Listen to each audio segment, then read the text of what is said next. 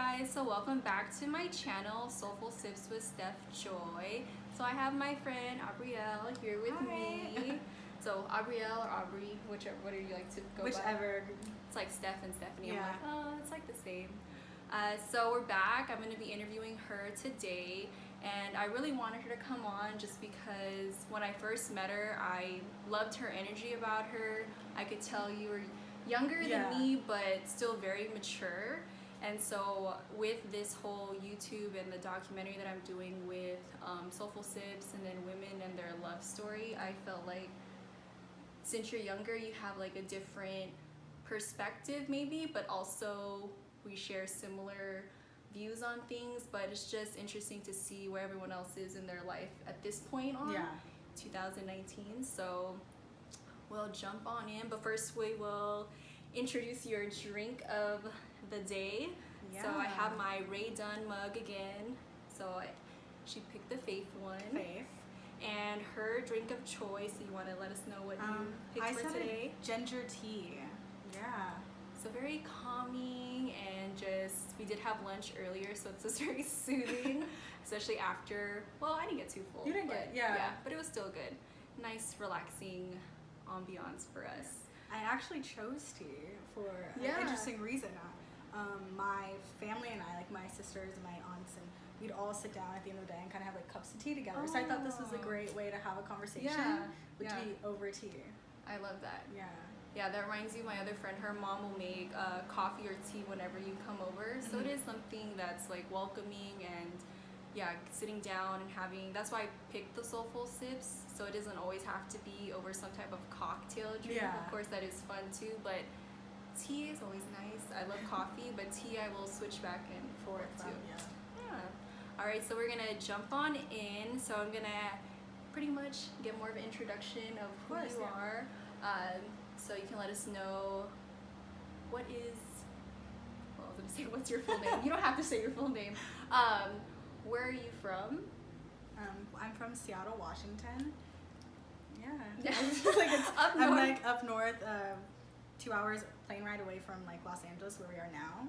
And this is where you currently live right now? Live here. I've lived here for 5 years. Perfect. I was gonna ask, how long have you been living here? You went to school out here. Yeah, so I originally I moved out here for school in 2014, and then I finished that early, so I did that in 3 years, and then I've just been out here for 2 years after that. So smart. 3 years. I didn't do that, but yes, that's why I said she's very mature for her age. Do you want to share how old you are? I'm 22. I'll be 23 in September. She's a baby. I hear it all the time, everywhere I go. Yeah, but it's okay. She's mature for her age, 22. So, like I said in the beginning, age is just a number, and I think your life experiences, teach you and show you different things, and you learn about who you are as a person. So yeah, we will jump into more of my questions. What is your ethnicity? And then you can also jump into what is your occupation? Of course. I identify as black. If you want to get specific, my dad is half white, half black. Okay. And then my mom is full black herself, so I do have a whole like white side of my family. But when people ask me, I just say black. I keep it simple. Yeah. Don't need to go into all of the I don't, not like 1/4 this, 1/4 that. No, I'm just black. Okay. And with your career, occupation, I know you said you came out here for school, and then you're still here. So what are you currently doing? So I currently work in artist management. I work on a company called PCA, Please Come Again, with my friends, and we just kind of cultivate and develop upcoming talent out of the Pacific Northwest. And then besides that, I'm currently job hunting for a more like 9 to 5, because I just want a little bit more structure back into my life. Yeah. I love that. Please come again. It's like, basically just what, come back. Come back and see us. Come back our events, come back and check us out again, you know? So stay tuned, because she will have a lot coming up for her. I can feel it. Energy, positive vibes, all of that. So stay tuned and watch out what she has coming up for you guys. So, of course, this is all about love and your love story and your love experience. So we'll start with some love questions, because I think that's why a lot of people tune in, just because love is very interesting, and everyone has their own experiences with it. So I always start off with, what is your definition of love? When I was looking at the questions, I felt like this was the hardest one. Yeah. Because I think love is such an indescribable word. It's a feeling, but I think it's more than a feeling because I think that love is enacted. It's about action, and I think it's about making a daily choice to respect and trust someone, to place your ego aside, to just laugh, to cry, to share, to be honest and communicate. I think that's love, and I think oftentimes we try to overcomplicate it because I think love, you share love the same, not the same, but the love you give and the love you feel, whether it's for romantically, whether it's a friend, whether it's familial, it's the same. However, I think based on those relationships, we express it differently. I think love is simple and love is about basic principles. And then I think the way that we express it is based on the relationships that we have. I like that. Yeah. I think when I was coming up with that question, there's obviously not one right answer, wrong or right. Everyone has their own point of view on what love means to them or what it is or the definition of love. So I agree. I think depending on who the person is or what the relationship is, the love can be different. But it's individualized, so everyone has their own definition of what it is and what it means to them as a person. Of course, yeah. So now we're gonna go in a little bit deeper with the questions. So when it comes to love, or like when you think of love, what would you say is your ultimate goal when you think of love, and how would you say it pertains to your life? I'd say my ultimate goal when it comes to love is simply to be a physical embodiment of God's love. And what I mean by that is being able to be a person that extends grace, that extends kindness and forgiveness, and loving action onto not only those who are in my life, but those who, aren't directly in my life. So maybe whether that's a stranger, and just kind of be able to inspire and help other people.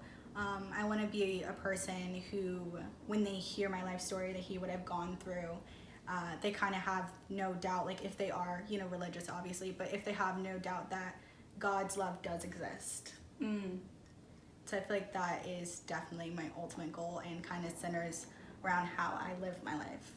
Yeah, and it kind of goes into the next question that I usually ask with the whole love perspective, and like what are your goals with it, like your religious beliefs, just because I know for a lot of people it does play a factor in it. So, and then it also goes back to like your upbringing and your family. So tell us more.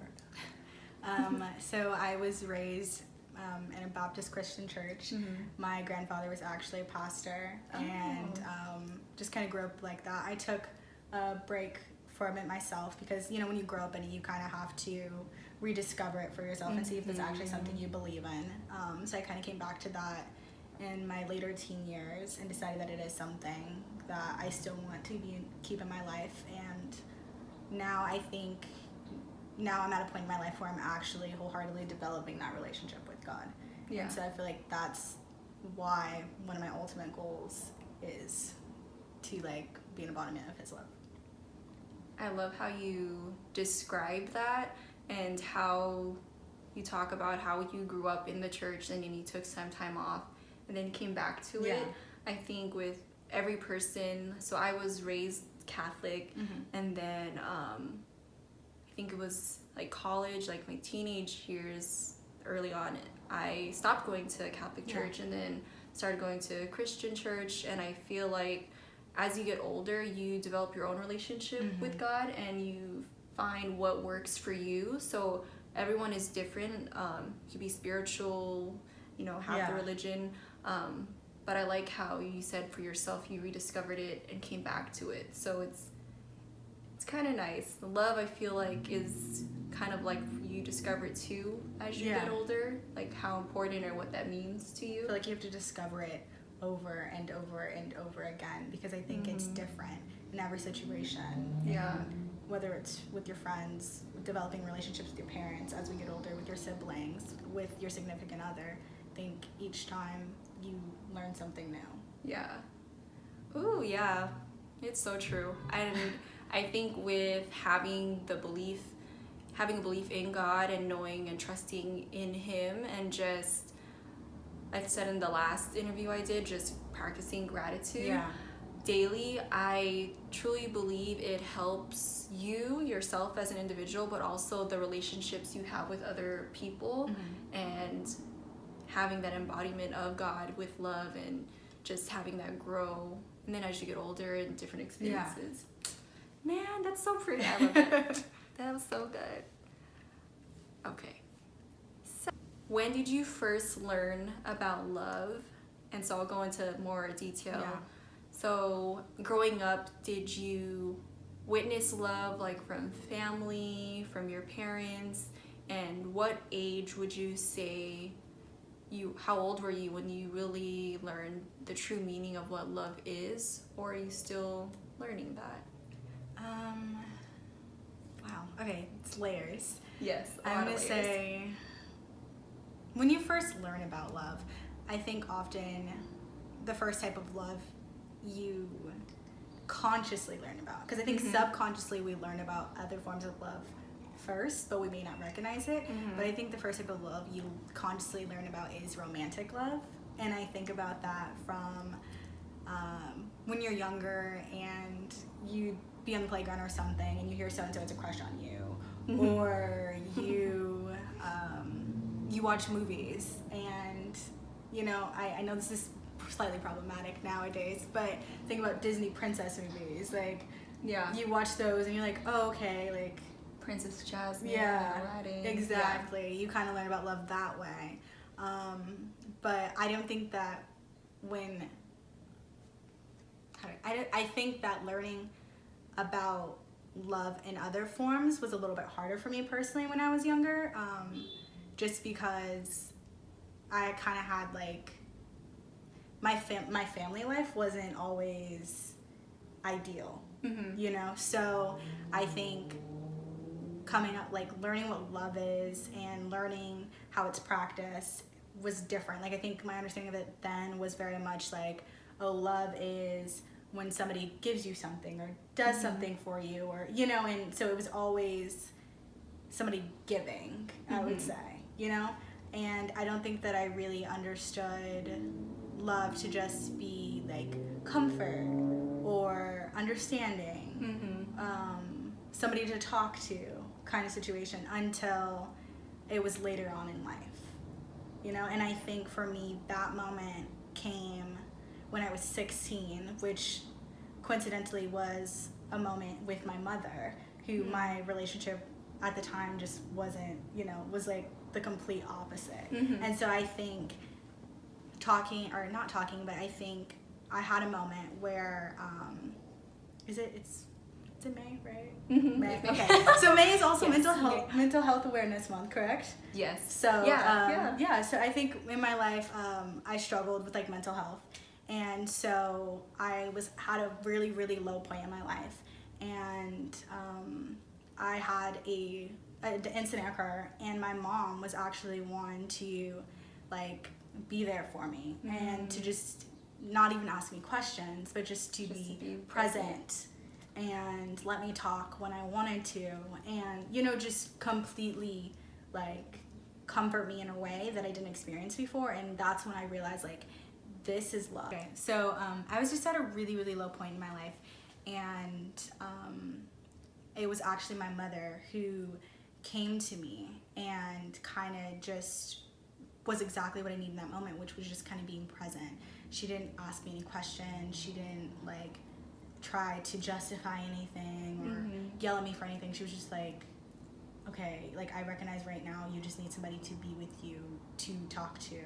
And I think in that moment is when I felt comfort and I felt connection, and for me that was when I really understood love. And from that point forward, I was like, that to me is what my loving relationships need to feel like. Needs to feel safe. I need to feel heard. I need to feel seen. I need to feel connected. And it's just sometimes you need somebody who's just present and silent. Yeah, you know? just someone there to listen to you while you vent or complain or like just talk about whatever you have going on. Exactly. No judgment. None at all. Yeah, it's interesting because even for me, I try to think of like, okay, when did I really learn about love? So I like how with you had an experience with your mom at an age where, 16, you know what's going on, you understand, what situations are. So for you to have those feelings of like feeling heard, understood, and then you holding on to that and using that to your present day now.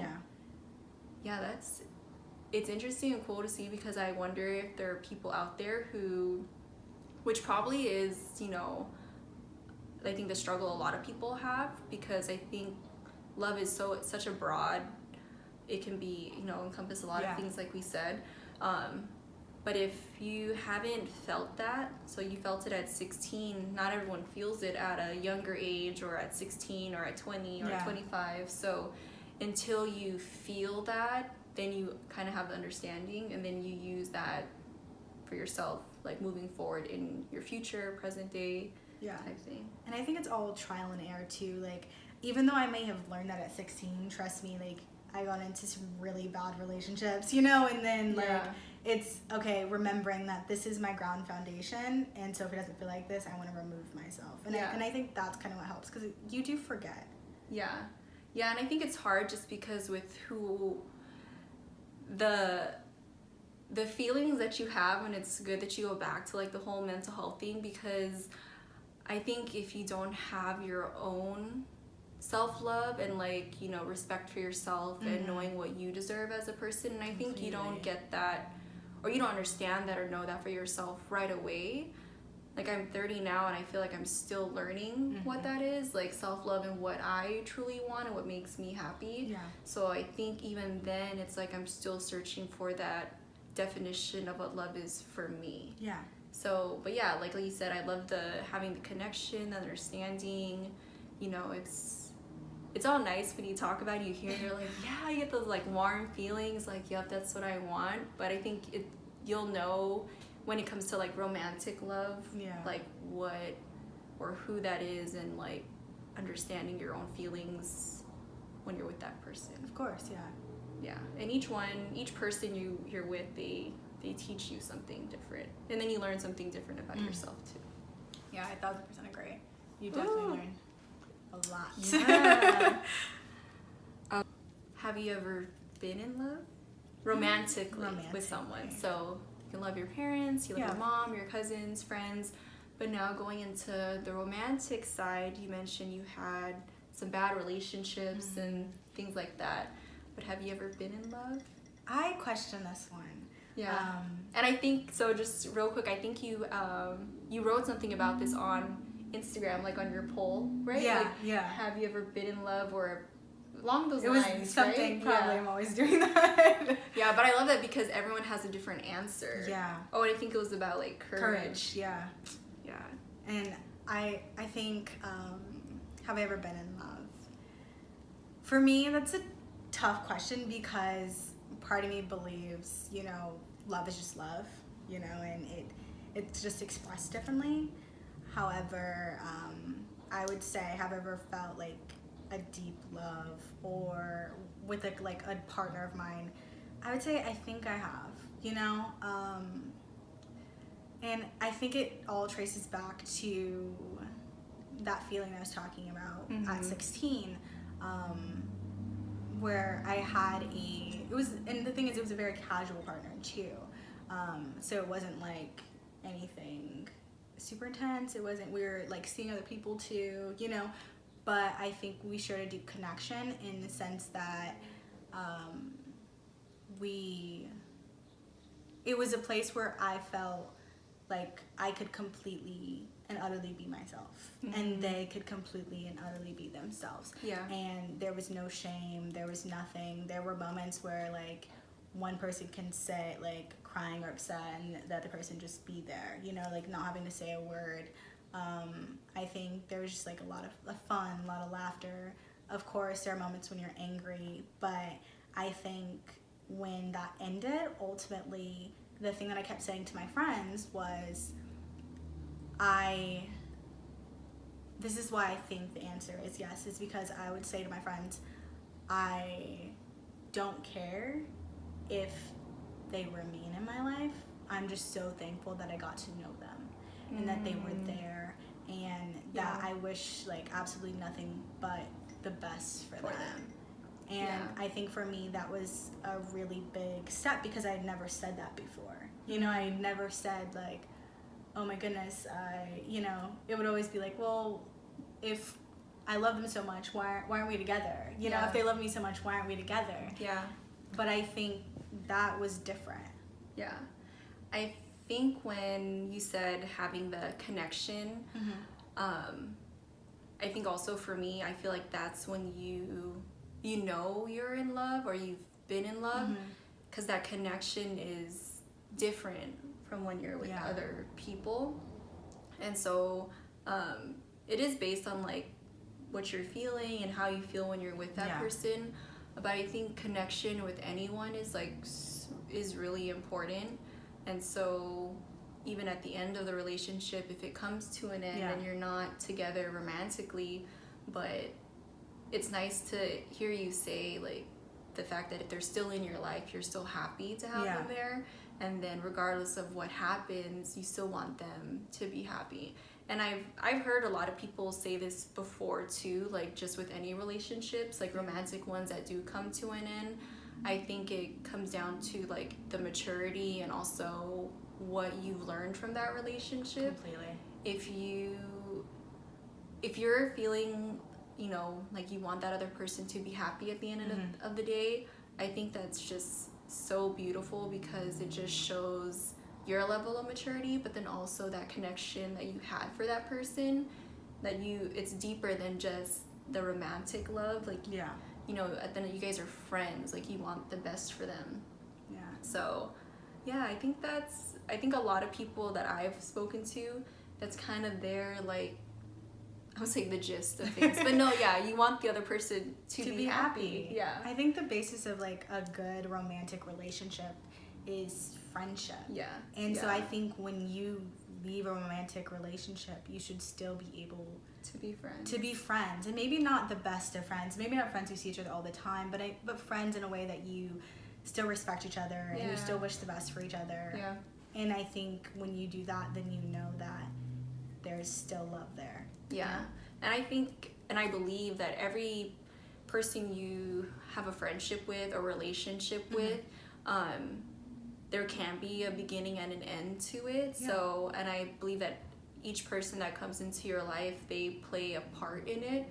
So I don't believe everyone is meant to stay in your life forever. I mean, it's kind of sad when you think that, when you say it out loud, but you know what I mean? It's, you know, they come into your life, they leave your life, but I think as you mature and you learn more about yourself, you can pull the good out of each relationship you have. And I think if you're able to understand that and see how you grew maybe as a person, that's love, even for yourself too.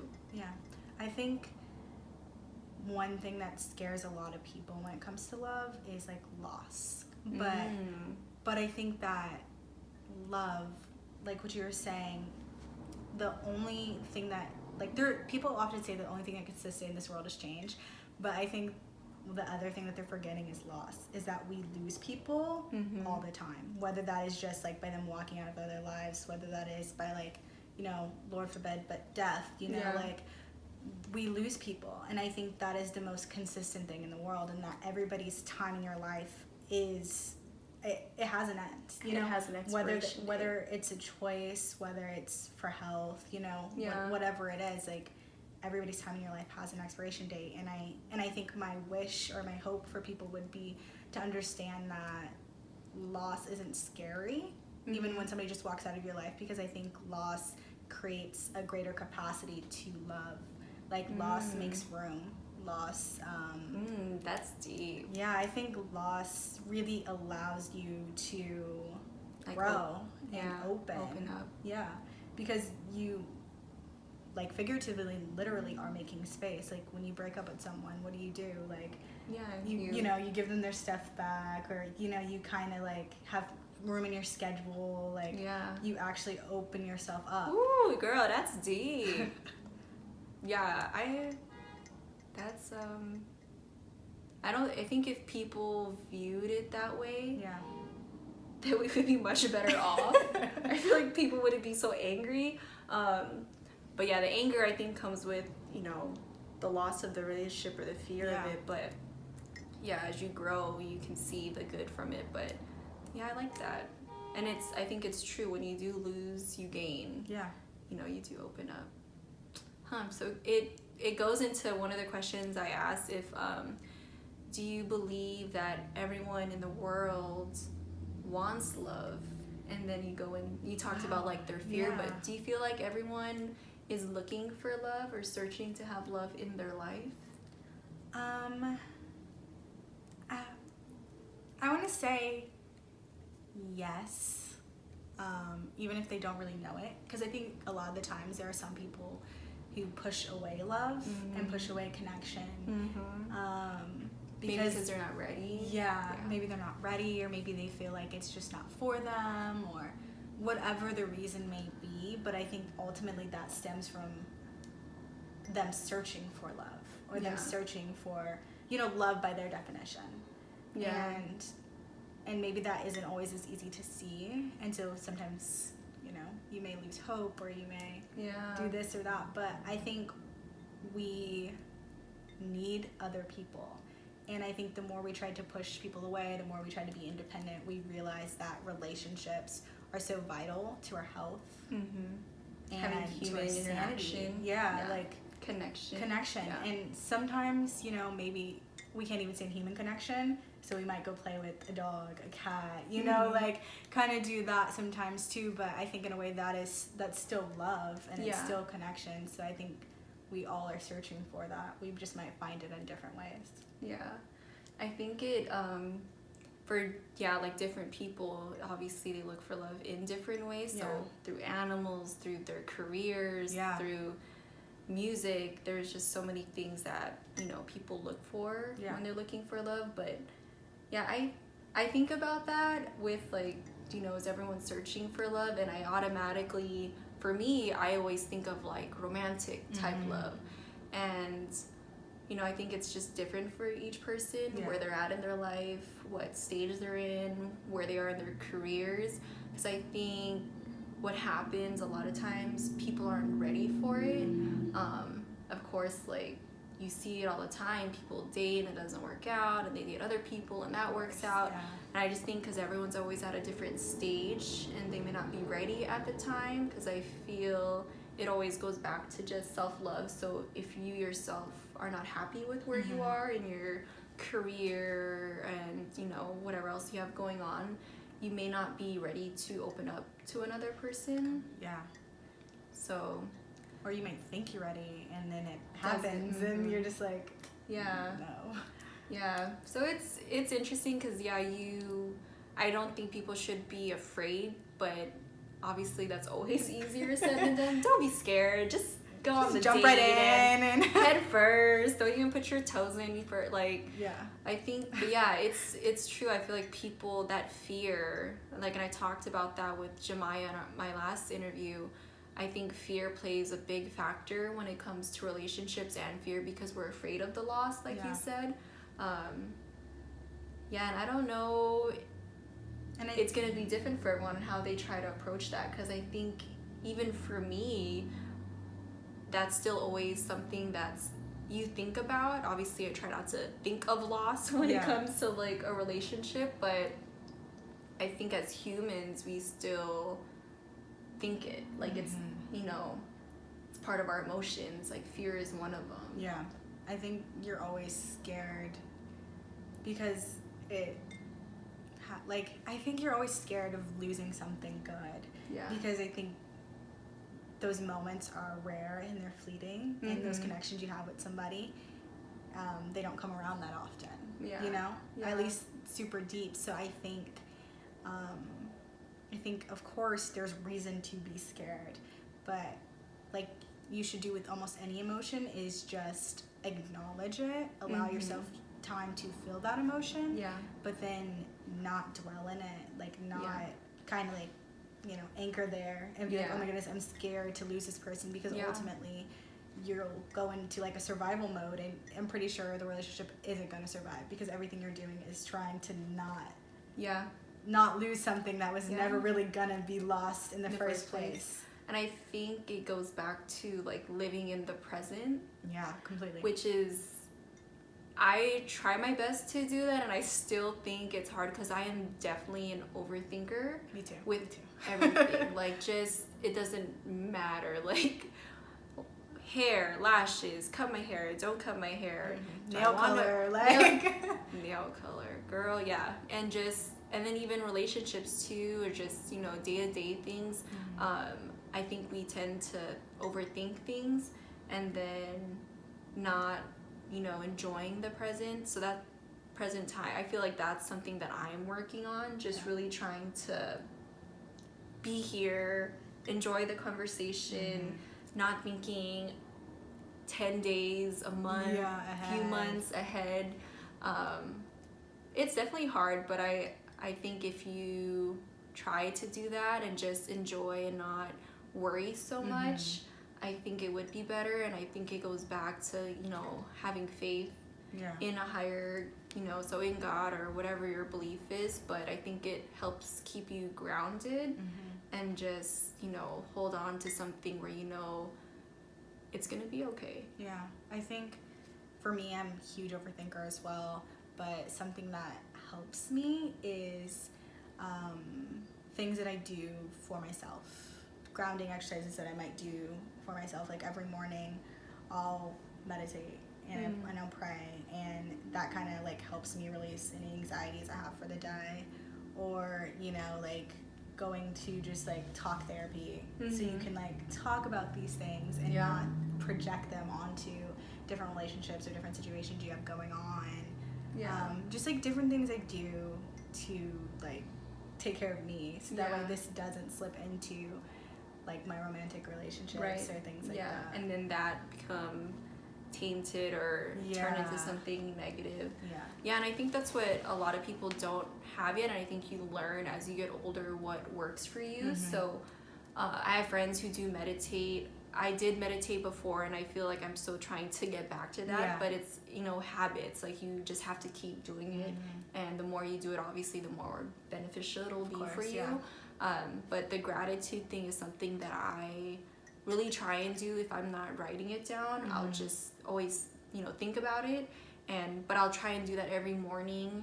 And it's like right when I wake up, I'm always just super thankful just to wake up and have a day, and then, you know, make it the best that and then even when you go to bed, I always think of something that I'm grateful for that happened that day. But mindset and like your mental health is so important. I think you set yourself up, you know, for the good, you know, like what I think what you want, and if you want to pull and, you know, bring good things towards you, the universe will help you do that, but you have to think it too. Yeah, you have to believe it. Yeah, you have to believe it. I was like, I'm searching for a word. Believe it. Yeah, you have to believe it. You know, I really like the gratitude thing. It's definitely something I need to develop more into a habit. I do kind of like start my morning like saying, you know, like thank you, but I think just being thankful for the little stuff in the day too. And I like the check-in that you do at night, because I do it in the morning. You know, I do my gratitude in the morning, but I think I like how you say you take time to reflect at night and do another set of like gratitude. Yeah, it's actually from the book The Magic. So it has you do practice the 10 things that you're grateful every morning when you wake up. And then at night, it has you think of one, like what's the best thing one thing that you're grateful for that happened that day. And in the book, it says you'll probably think of more than one thing, more and more. Like the more you do it, the more things you'll think of. And it's just simple things. Like I always say I'm thankful for my vision, because I used to wear glasses and I had the worst vision. And then I did get LASIK, thank you. Oh my gosh, so grateful for that. But something as simple as that, because not everyone can see. And so we take a lot of things for granted, but I think if you just remind yourself of how blessed you are, just I feel it, like more good, more positive things, more blessings will come your way. But yeah, it makes me, I feel so sad, or I feel bad. I don't like saying I feel bad for people, but I wish, and my hope with these videos too, for like the women out there who are watching, you know, you may be going through something difficult at this time, or last month, or half a year ago, or a year ago, you know, just, you know, but you'll get through it. It's obviously easier said than done, but I think just give yourself time. Yeah. Everyone heals differently, everyone gets over something differently, but it goes back to self-love. And I think if you are loving yourself the way you should be, then everything will just align like how it needs to. Yeah. At the end. I think a really big part about searching for and seeking out the romantic love you desire is being able to first love and prioritize yourself. And so I think you have to kind of understand how you want to be loved and the kind of love that you desire and you deserve, and then work from there. But that starts with, like you said, working on yourself and understanding, okay, these are things that I'm grateful for that maybe other people aren't as privileged to have or to be able to do, even if it seems like the smallest thing. Because once you start loving yourself where you're at, and you literally meet yourself where you're at, you know, like with truth and honesty and acceptance, then I think you're able to grow into where you want to be, and you're able to find those things that you want to find, and you're romantically. Yeah, and you're more open to it, or more welcoming for things to come in. But yeah, I don't think a lot of people know that. I think self-love is something that gets pushed to the side a lot of times. We have to do things for ourselves and take care of ourselves first. And I tell my patients this all the time. We're like family of patients. You have to take care of you first before you take care of a family member, of a loved one. Because if you can't take care of you, like, how do you expect to take care of the other person? As simple as that sounds when you say it out loud, but the simple things as just, you know, like, if you want to get a massage, go get one. If you want to get your hair done, it's whatever you want to do that makes you happy, and showing yourself that self-love. Completely agree. Yeah. Man, if everyone could just do it. But yeah, even for me, I'm still learning. So it's like, what can I say? Just try to find what works for you, because what works for you may not work for me. What works for me may not work for her. But you know, it's and be kind to other people. We're all figuring it out. If everyone was kind to one another. If you're having a bad day, then okay, but don't be mean about it. You know, I don't like mean people. Somebody told me one time, I don't remember the number, so I'm just gonna, it was like, might have been larger than this, but they said everything that you do affects like thousands of other people. Like, I think they said almost like 30,000 other people or something extremely large like that. Because when you have, say you run into somebody at a you ever had a cashier who like has the worst attitude? My God, and then you go and you're like, oh my goodness, you talk to somebody like, oh my goodness, my cashier had the worst attitude ever, and then your energy transfers to them, and then it just keeps that. That's so true, because you know they always say, like, if you see someone and you just smile at them, that puts a smile on their face, and they may be having the worst day. Like, you never know what another person is going through. There's a person that works at Cedars. He actually, and people know who he is, and I can't remember his name, but super, like, the nicest man. I think he works like swing shift or graveyard, because I always see him when I'm coming into work in the morning, and he always says the same thing when I see him. He says, "Make today great." And I'm just like, wow, you know. And I've been better at like having a positive mindset when I go into work, but just to have someone tell you that, like, hey, make today great, you're like, I'm gonna make today great. Today is gonna be great. So just something as simple as that, but just smiling at someone, or just even checking in. I know we're not, with social media and like texting, it's easy just to send a quick message, and sometimes that works for people. So I feel like if you can just do that, even with friends or family, especially with this month being Mental Health Awareness Month, like, you don't ever know what someone is going through. So check in with your friends, with your family, and just kind of see how they're doing.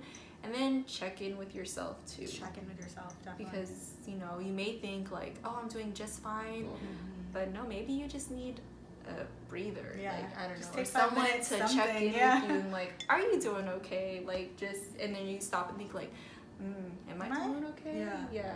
I think the best question I ever was asked was a friend I hadn't seen in a long time, and they were like, how are you? And I started flying to like rehearse like typical things, like, oh yeah, you know, I'm doing this at work and I'm doing this in my life and like this and that. And they were like, no. How are you? Yeah. And I think that was the best question I ever asked, because like, you don't really think about that. You always just give like, oh, I'm fine, things are great, things are good. Yeah. X, Y, and Z's happening. Yeah. Oh my gosh, it's funny that you say that, because yeah, when people hit you and you haven't spoken to them in a while, like, how are you? I think the automatic, I'm always like, I'm good, I can't complain. But in all honesty, it's like I can complain about what's going on, because I feel like I am so blessed to be in the situation or the life that I have. But it's okay to say like, I'm doing okay, or like, today may not be the greatest day. And so I think whoever it is that's asking, and if you give them that response, you know, not saying that you need to have a response from them to make you feel some type of way, but just, I think as a person or whoever you are friends with or person you're speaking to, so if they do respond in something that's not just like, oh, I'm good, like, respond in a way where it's supportive, you know, like you're listening and you're not just like, oh, okay, I was just trying to see what you're doing, like, you didn't have to go I just want to know what you're doing for dinner. You didn't have to go deep on me, like, and tell me with all your problems. But yeah, I think people are afraid of being their true self and putting on like this image of, oh, I'm great, I'm fine, like, things are wonderful, which is not always true. Things aren't always. Yeah, like, rainbows and butterflies and. No, oh my gosh, rainbows and butterflies. Yeah, not always, but I think if you try to see the positive, then yeah. But I think just don't be afraid to. My friend told me, don't be afraid to feel your feelings. Yeah. Wow. Yeah.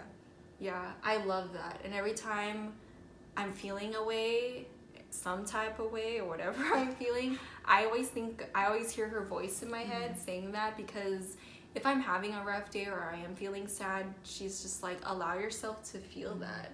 Allow yourself to feel those feelings. And I think that's good, because you can go back and kind of evaluate or like see for yourself, like, okay, like, what's going on here? Like, why am I feeling this way, or what can I do to, you know, change that or work on it? Yeah. Like self-evaluation. So, sounds so proper. Self-evaluate. Like, yeah. Self-evaluate yourself. No, you're like, yeah, I don't want to do that. Yeah, that's some good tips for y'all. If there is something you can share with the people watching when it comes to just life, it doesn't have to just be love, but it can be whatever you like to. What's something you want to leave the viewers with? I actually read the cutest thing on Twitter the other day from a child, and they said, love is what makes you smile even when you're tired.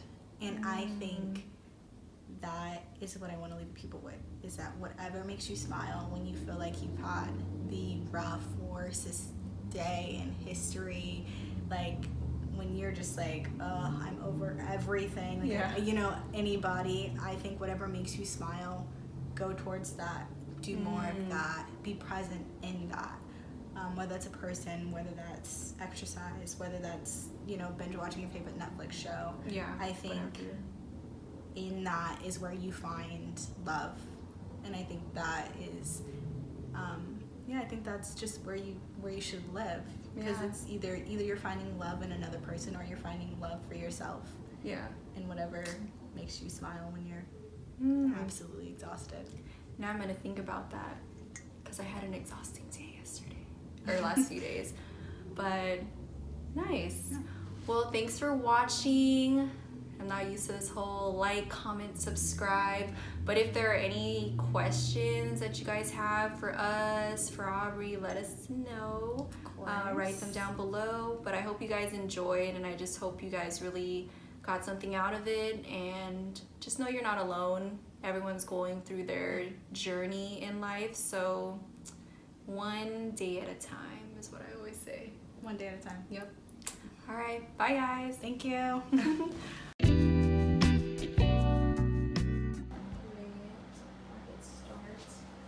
I have to remember to sit up. Oh, I know. I always. And, man, I wish our tea was closer. I know. Well, I'm just. We can just hold it for now. And I just hope we're like not too far from each other, cause I'm on the crack. Oh yeah, me too. Yeah, So okay. it should be okay. Okay, so I'm gonna take a pause because that freaking Fan. fan